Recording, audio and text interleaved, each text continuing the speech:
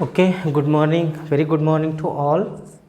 We are discussing about adaptation in plants. Okay, previous class we will we are discussed about adaptation in plant.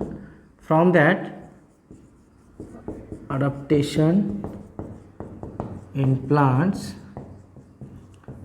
Adaptation in plant, we are already discussed about adaptation in aquatic plant, adaptation in desert plant. Now we are moving towards the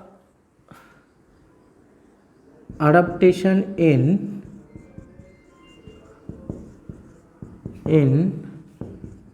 plants of snowy region. Okay, plants of snowy region. I think this is the third type of adaptation, right? Or third or fourth? Yes, this is third. First is aquatic plant, second one is desert plant. Now we are discussing about third, that is we are indicated by C, third. Okay, आपण काय बघतोय की प्लांट्समध्ये कशा प्रकारचे adaptations झाल्या, modifications झाल्या, त्यांच्या बॉडीमध्ये, त्यांच्या स्ट्रक्चर्समध्ये काय चेंजेस झाल्या जे की त्यांना पर्टिक्युलर रिजन्समध्ये जगता येत आहे. That is called adaptation. आपण अडॅप्टेशनला तसंच डिफाईन केलं होतं की there are changes, gradual changes occur in the body और organs of an organism to adjust in a particular area, right? So here we are discussed about two kind of areas. First is aquatic area, second one is a desert area, right? Now we are discussing about snowy region or snowy area, that is the very cold areas, right? So जसं की आपण मागच्या क्लासमध्ये याच्याविषयी थोडंसं discuss केलंच होतं की इथे कोनिफेर्स नावाच्या ट्रीज असतात. इथं फक्त व्हरायटी जास्त कोणाच्या दिसतात? कोनिफेर्स. कोनिफेर्स. ओके, कोनिफेर्समध्ये कोणते कोणते? देवदार प्लांट आहे, देवदार ट्री, देवदार and pine trees. Okay, these are commonly found on a temperate region or cold region. Temperate चा अर्थ पण स्नोवी रिजन आहे, कोल्ड रिजन थंड हवामान जिथं जिथं असणार आहे तिथं तिथं हे प्लांट्स सापडतात. तर त्यांचं स्ट्रक्चर आपण ड्रॉ केलं होतं, परत करूया इथं. Okay, this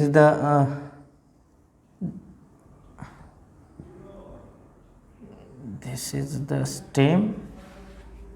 Okay, they are long and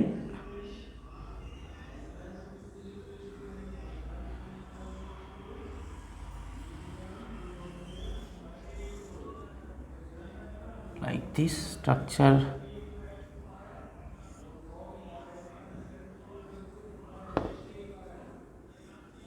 असं काहीतरी त्यांचं स्ट्रक्चर दिसतो. ओके, आणि their stem have thick bark. यांच्या खोडांवरती, यांचं जे स्टेम आहे याच्यावरती काय आहे? हे सरफेस आहे सॉईलचं. हे काय आहे? Thick bark. ओके, आणि इथं बघा या ठिकाणी आपल्याला काय दिसतो? These are the branching kind of these of leaves, like असा स्ट्रक्चर दिसतो.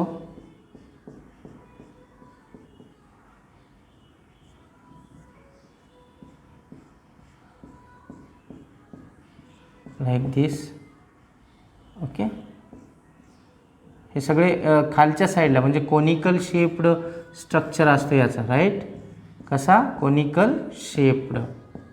अशा प्रकारचे प्लांट्स आपल्याला तिथं सापडत असतात. हे जे काढले आपण इथं, हा असा ट्री आहे. ओके, सो काय याचं उपयोग काय असेल, कशा प्रकारचं अडॅप्टेशन आहे हे आपल्याला माहिती आहे की स्नोवी रिजनमध्ये काय होतं, there is continuous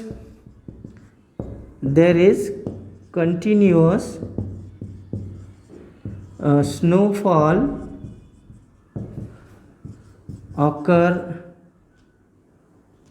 occur in snowy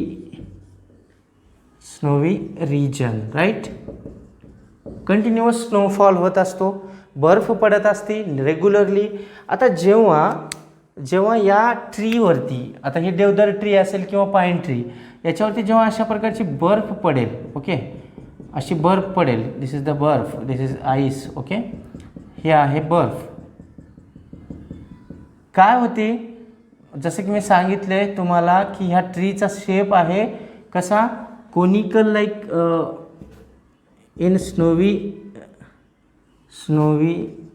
region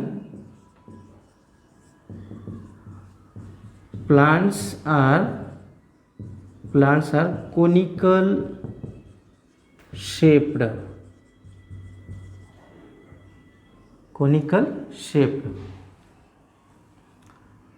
which helps in काय होतं, इथं काय होतं, इथं जेव्हा बर्फ पडेल, हा आईसचा एक तुकडा असेल समजा, जेव्हा बर्फ पडेल तिथं स्नोफॉल होत राहील, ओके. जेव्हा बर्फ पडतं तेव्हा काय होतं की याच्यावरून हा बर्फ खाली इथं ॲक्युम्युलेट होण्याऐवजी तो खाली पडून जातो. जर आपल्यासारखे मँगो ट्री जर तिथं असते तर काय झालं असतं, त्यांच्या पानावरती, त्यांच्या खोडांवरती अशा ब्रँचेस त्यांच्या बघितल्या आपण की अशा प्रकारचं झाड असतो. मग याच्यावरती बर्फ पडल्यानंतर हे झाड तुटून जातो, हे तिथं टिकू शकत नाही. आणि असं पण होऊ शकतं की तिथल्या टेम्परेचरला हे प्लांट तिथं टिकणारच नाही. तर मग यांचं मॉडिफिकेशन, यांना काय, they helps conical shape which is helps to them avoid the accumulation of snow, right. स्नोचं, दॅट इज द आईसचं अक्युम्युलेशन होण्यापासून वाचवतं. म्हणजे आपण काय म्हणू शकतो, इथं लिहू आपण, हेल्प्स इन अवॉइडिंग, स्मॉल ए घ्या, अवॉइडिंग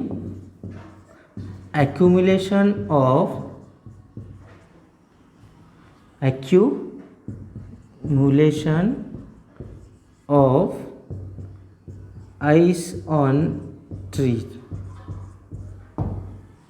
हे महत्त्वाचं यांच्यामधलं अडॅप्टेशन आहे. आता दुसरं अडॅप्टेशन याच्यामध्ये काय असतं, हा थिक बार्क, यांच्या स्टेमवरती थिक बार्क असतो, which is helps to them withstand in a cold region. कितीही थंड वातावरण झाला किंवा थंड हवामान असेल, वातावरण तिथलं असेल, तर तेवढ्या वातावरणात देखील ते थांबू शकतात, तिथं राहू शकतात. याचा अर्थ काय की हे जे थिक मॉडिफिकेशन आहे, बार्क जी आहे, साल त्यांच्यावरची, ती जाड का आहे, कारण की त्यांना तिथं थंड एरियामध्ये थांबता यावं म्हणून. सो थिक, असं करू आपण, they have thick bark on stem which helps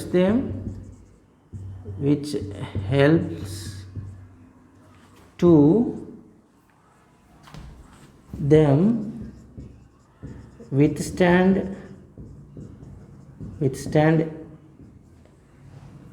at cold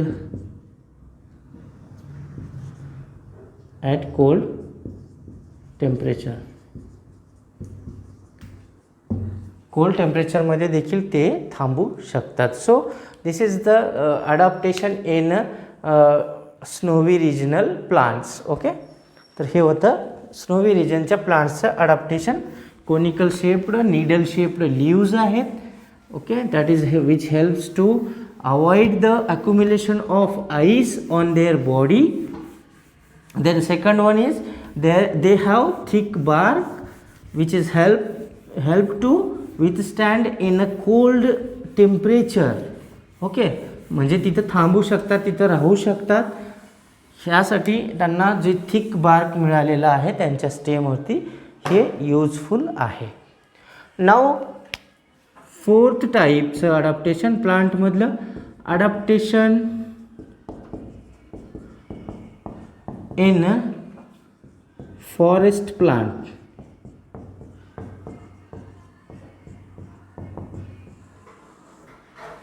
forest म्हटल्यानंतर आपल्याला माहिती आहे फॉरेस्ट एरिया जर बघितला आपण, ओके, फॉरेस्ट एरिया म्हटल्यानंतर इन फॉरेस्ट, पहिलं पॉईंट इथं काय लिहू आपण, हा घेऊ. In forest there are various kinds of plants are present, right? Example, there are presence of trees, shrubs, herbs and climbers, etc. वेली, क्लाइंबर्स मीन्स वेली, आणि हर्ब्स म्हणजे तोच गवताचा एक प्रकार असतो, तशा प्रकारचे ग्रासेस, स्मॉल प्लांट्स म्हणू आपण, लोअर प्लांट्स. श्रब्स जे असतात ती झुडपं वगैरे जे असतात, काटेरी असतात, तशा प्रकारची झुडपं. ट्रीज म्हटल्यानंतर मोठी झाडं. Here we draw structure of trees of forest. हा एक ट्री ड्रॉ केलेला आहे मी इथं, ओके. दिस इज अन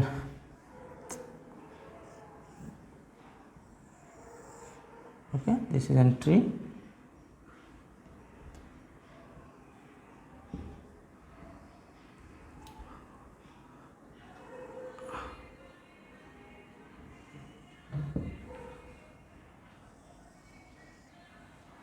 सोबत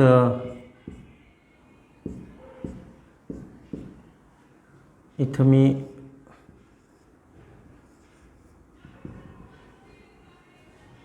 अजून काही ट्री ड्रॉ करतो इथं, ओके. हे grasses, these are the grasses,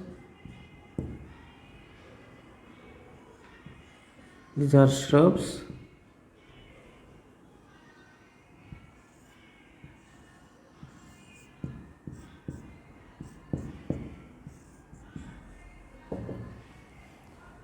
so this is the forest, okay.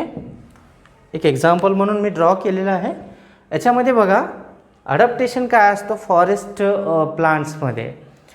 फॉरेस्टमध्ये कसं असते, खूप घनदाट असतं जंगल, that is called forest.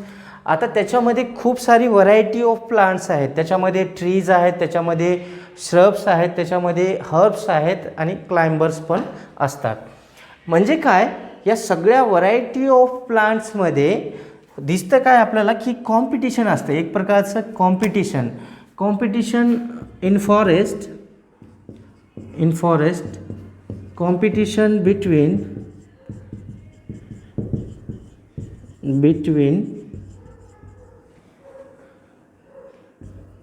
Trees to competition between plants करू आपण, म्हणजे सगळेच येतील त्याच्यात. Plants to obtain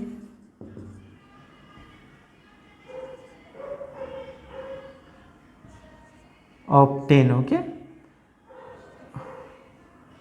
obtain light और सनलाईट. त्याचा अर्थ काय आहे, सन लाईट मिळवण्यासाठी त्यांच्यामध्येच कॉम्पिटिशन असतं फॉरेस्टमधल्या प्लांटमध्ये. इथं बघा हे कॉम्पिटिशनमध्ये हे कशी आहे, एकदम टॉल ट्री आहे, खूप टॉल आहे ट्री, ओके. लाईट इथं कोणाला जास्त मिळते, का यांना मिळते, या श्रब्सना, का यांना मिळत असते, का याला मिळणार, का याला मिळणार. जे जास्त हाईटवरती असणार आहे, ओके, जो जास्त उंच आहे त्याला जास्त लाईट मिळणार, राईट. म्हणजे इथं हा जो मोठा ट्री आहे, this tree got maximum maximum light, जास्त लाईट मिळणार तो जास्त फोटोसिंथेसिस करणार आणि तो स्वतःसाठी जास्तीत जास्त फूड मटेरियल प्रिपेअर करणार. म्हणजे यांच्यामध्ये competition to obtain the light because there are many trees, shrubs and herbs are present. मग अशा कंडिशनमध्ये हे क्लाइंबर्स काय करतात, हे वेल्या काय करतात, यांच्याकडे मॉडिफिकेशन, हे असे झाडासारखे तर वाढू शकत नाहीत. मग यांच्यामध्ये there is formation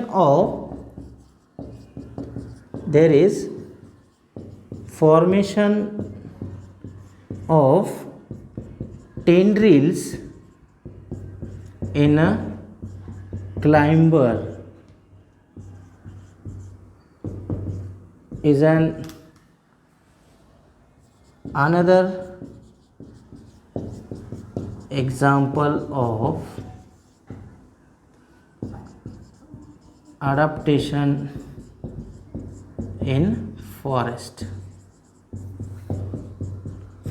plants. Climber form झाले. सपोज करा this is one of the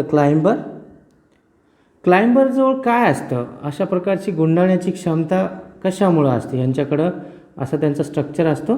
आणि इथं यांच्याजवळ सपोज करा this is the leaf, here one of the leaf here, इथे एक पान आहे इथं, ओके, आणि इथे एक पान आहे. इथून तुम्हाला असं दिसतं की there R tendrils,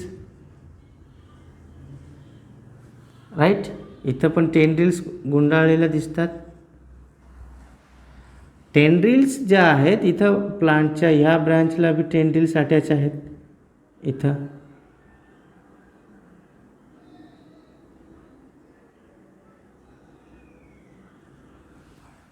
So these are the tendrils. What are these? Tendrils.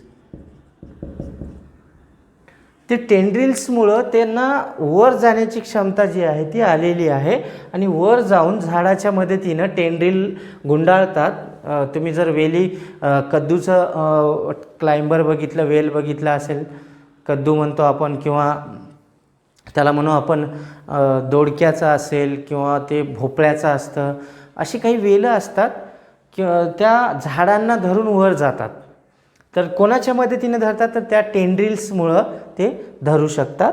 तर अशा प्रकारचं मॉडिफिकेशन देखील लाईट ऑब्टेन करण्यासाठी झालेलं आहे. आणि बाकीचे जे प्लांट्स आहेत, ट्रीज आहेत, त्यांच्याकडं मॅक्झिमम ग्रोथ होण्याची ॲडॅप्टेशन असतं. फॉरेस्ट ट्रीज ज्या आहेत त्या खूप उंच वाढण्याची क्षमता ठेवतात. हे मॉडिफिकेशन भी त्यांना मॅक्झिमम लाईट मिळवावी म्हणून झालेलं असतं. So this is the adaptation in forest plants. Okay, बाकीचं जे आहे ते आपण पुढच्या नेक्स्ट क्लासमध्ये बघूया. पुढचं आहे आपल्याला adaptation in grassland plants. Okay, ते आपण नेक्स्ट क्लासमध्ये पाहू.